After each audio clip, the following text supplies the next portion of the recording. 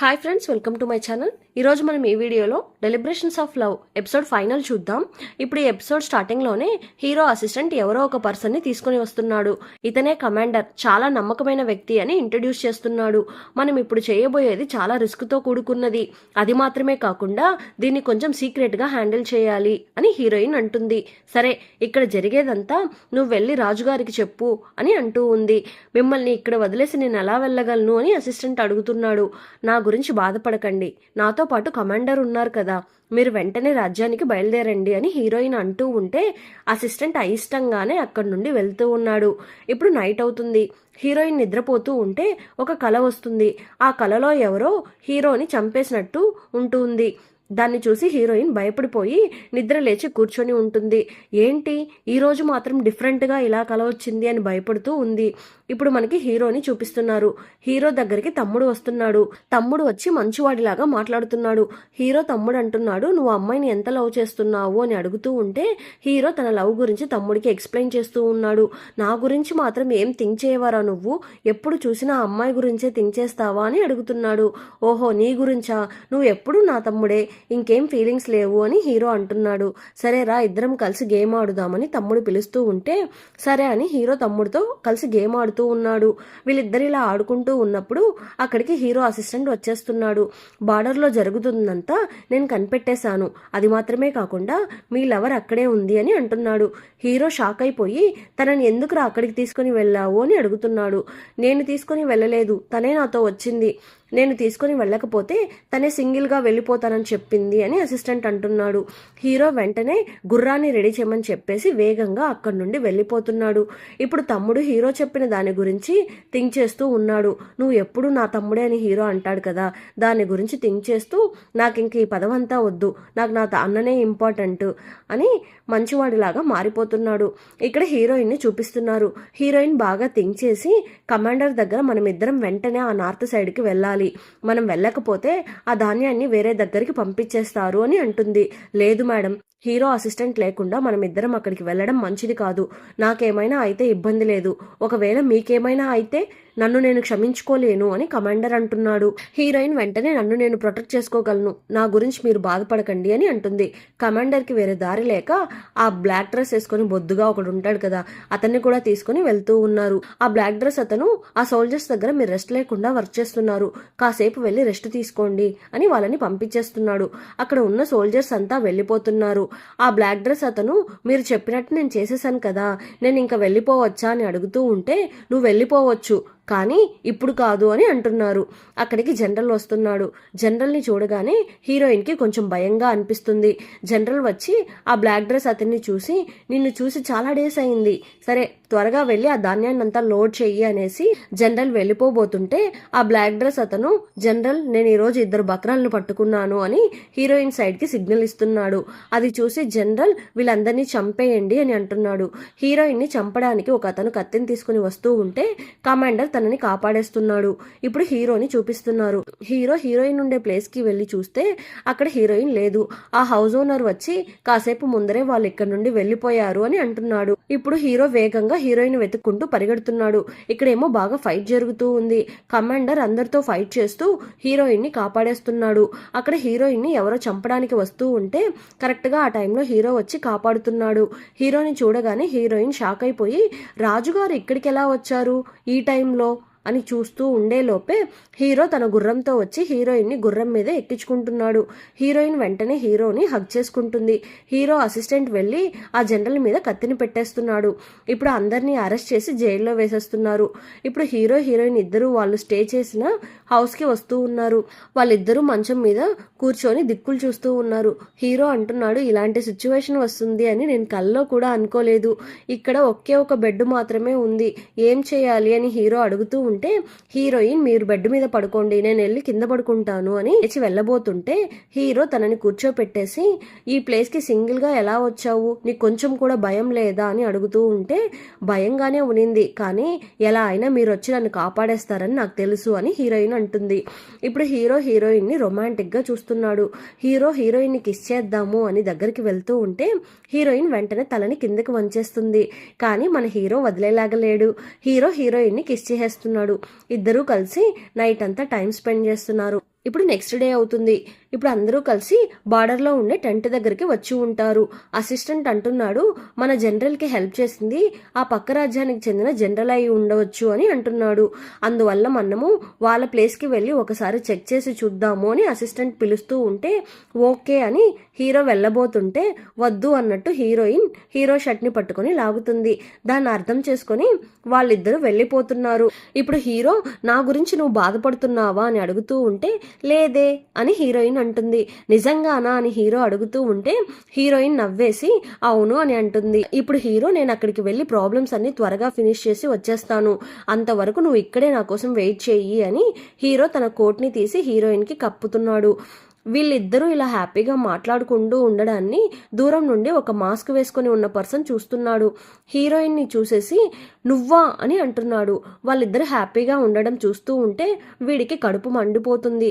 అతను ఎవరో మీరందరూ ఎప్పుడో గెస్ చేసేసి ఉంటారు. హీరో అక్కడి నుండి వెళ్ళగానే హీరోయిన్ లోపలికి వెళ్తూ ఉంది. అప్పుడు హీరోయిన్ని ఎవరో క్రాస్ అయ్యి వెళ్ళినట్టుగా అనిపిస్తుంది.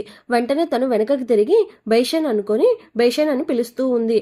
ఇప్పుడు మాస్క్ అతను వెళ్తూ ఉంటే హీరోయిన్ అతని వెనకాలే పరిగెత్తుకుంటూ వెళ్ళి మీరెవరు, ఎందుకు ఇక్కడికి వచ్చారు అని అడుగుతుంది.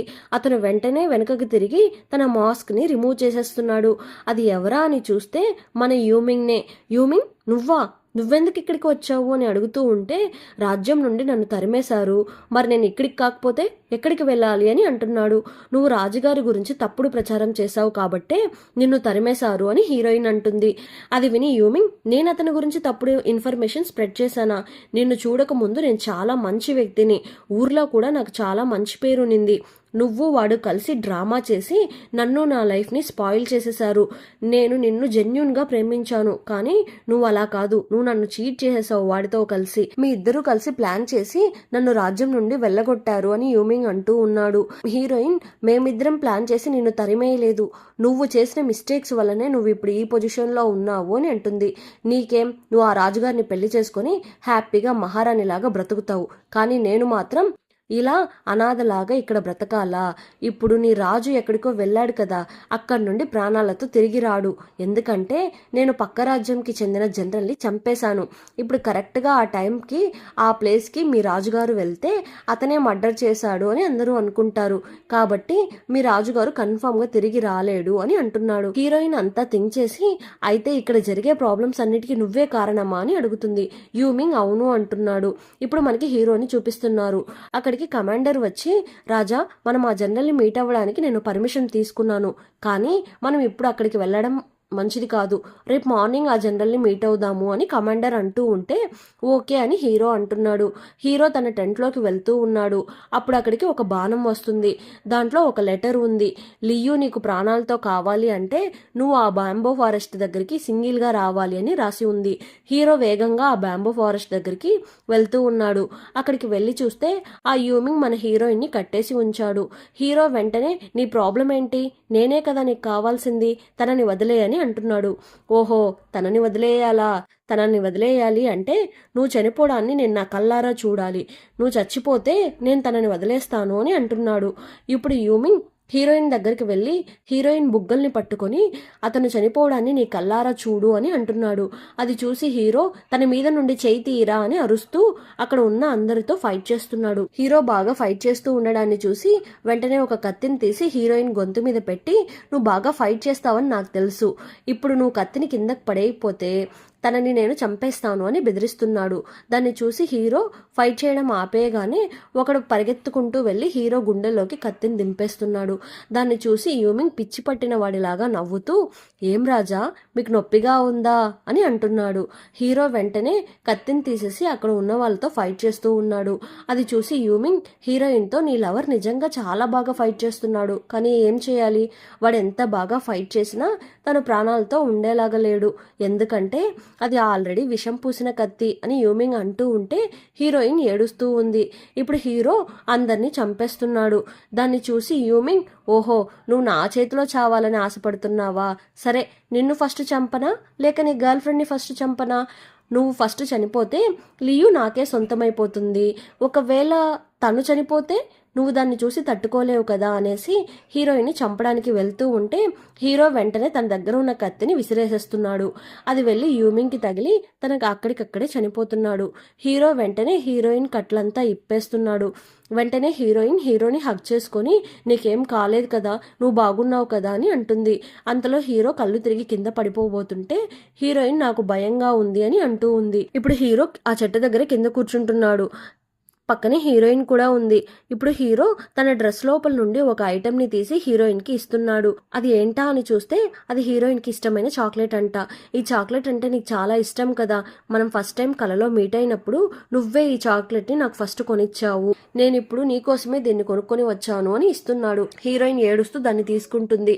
నువ్వు నన్ను వదిలేసి వెళ్ళిపోతావేమోనని నాకు భయంగా ఉంది అని హీరోయిన్ అంటూ ఉంటే బాధపడకు, ఈ జన్మలో కాకపోయినా వచ్చే జన్మలో అయినా మనం ఇద్దరం ఒకటవుదాము అని చెప్పేసి హీరో చనిపోతున్నాడు. హీరోయిన్ ఏడుస్తూ ఉంది. ఇప్పుడు కొన్ని డేస్ తర్వాత చూపిస్తున్నారు. హీరోయిన్ ఒక తోటలో నవ్వుతూ నిలబడుకొని ఏదో థింక్ చేస్తూ ఉంది. అది ఏంటి అంటే కొన్ని మెమరీస్ని లైఫ్లో ఎప్పటికీ మర్చిపోలేము అని అనుకుంటూ నువ్వు ఎలాంటి అబ్బాయిని పెళ్లి చేసుకోవాలని అనుకుంటున్నావు అని పని అమ్మాయిని అడుగుతుంది. ఈ క్వశ్చన్కి తప్ప నేను ఇంకేం క్వశ్చన్స్ అడిగినా నేను ఆన్సర్ చెప్పగలను. సరే ఇప్పుడు మిమ్మల్ని కలవడానికి కొత్త టీచర్ రాబోతున్నారు అని చెప్పేసి ఆ పని పిల్ల అక్కడి నుండి వెళ్ళిపోతుంది. ఇప్పుడు ఆ ప్లేస్కి మన హీరో వస్తున్నాడు. అతనే ఆ కొత్త టీచర్ అంట. హీరోని చూడగానే హీరోయిన్ షాక్ అయిపోయి రాజా ఇది మీరేనా అని అడుగుతూ ఉంటే హీరో వెంటనే తను నోరు మూసేసి ఇంకొకసారి నన్ను రాజా అని పిలవకండి, దానివల్ల ఇంకేమైనా కొత్త ప్రాబ్లమ్స్ రావచ్చు, నేను రాజుని కాను అని హీరో అంటున్నాడు. అది విని హీరోయిన్ హ్యాపీగా హీరోని హగ్ చేసుకుంటుంది. ఎందుకంటే హీరో రాజుగారుగా ఉండడం వలనే ఇద్దరిలో ఎవరో ఒకరు చనిపోతున్నారు లేదా ఇద్దరు చనిపోతూ ఉన్నారు. అందువల్ల హీరో ఈసారి జన్మలో ఒక సామాన్యుడిలాగా పుడుతూ ఉన్నాడు. ఇక్కడేమో హీరో అసిస్టెంట్ ఊర్లో ఉండే వాళ్ళందరికీ కథలు చెప్తున్నాడు. అప్పుడు ఎవరో అక్కడికి వచ్చి ఒక గోల్డ్ కాయిన్ని విసిరేస్తున్నాడు. దీన్ని చూసి హీరో అసిస్టెంట్ నవ్వుకుంటున్నాడు. ఆ గోల్డ్ కాయిన్ వేసింది ఎవరు అంటే హీరో వాళ్ళ తమ్ముడే. అతనే ఇప్పుడు రాజుగా ఉన్నాడు. అంతలో అక్కడికి ఒక అమ్మాయి వచ్చి హీరో తమ్ముడిని హగ్ చేసుకుంటుంది. తనెవరు అంటే పక్క రాజ్యం యొక్క యువరాణి. వాళ్ళిద్దరికీ పెళ్ళైపోయినట్టుంది. వీళ్ళిద్దరూ హ్యాపీగా వెళ్తూ ఉన్నారు. ఇప్పుడు హీరో హీరోయిన్ ఇద్దరూ కలిసి ఒక బ్రిడ్జ్ మీద నిలబడుకొని మంచు కిందకి పడుతూ ఉంటే దానితో ఆడుకుంటూ ఉన్నారు. వీళ్ళు ఇలా హ్యాపీగా కలిసి ఎంజాయ్ చేస్తూ ఉండడంతో ఈ డ్రామా ఎండ్ అయిపోయింది. యాక్చువల్గా ఈ డ్రామాలో హీరో హీరోయిన్ ఇద్దరు చనిపోతే వాళ్ళు చనిపోయే 2 months ముందు డేట్కి మళ్ళీ వచ్చేస్తారు. లాస్ట్ టైం హీరో చనిపోయిన వెంటనే 2 months ముందుకి మళ్ళీ వచ్చేస్తున్నాడు. అప్పుడు హీరో నేను రాజుగా ఉంటేనే కదా ఊరికే చనిపోతూ ఉన్నాను, ఈసారి రాజుగా కాకుండా ఒక నార్మల్ పర్సన్ లాగా ఉందాము, నా బాధ్యతనంతా మా తమ్ముడికి అప్పగించేసి అని హీరోయిన్ కోసం అన్నిటినీ వదిలేసి నార్మల్ లైఫ్కి వచ్చేస్తున్నాడు. ఇంకా మీదట వీళ్ళ లైఫ్ హ్యాపీగా ఉండబోతుంది. ఇంతటితో డ్రామాకి ఎండ్ కార్డ్ పడిపోయింది. ఈ డ్రామా మీకు అర్థమైందా? ఈ డ్రామా మీకు నచ్చిందా అని తప్పకుండా కమెంట్ చేయండి. మళ్ళీ ఒక మంచి డ్రామాతో మిమ్మల్ని కలుస్తాను. అంతవరకు టాటా బాయ్ బాయ్.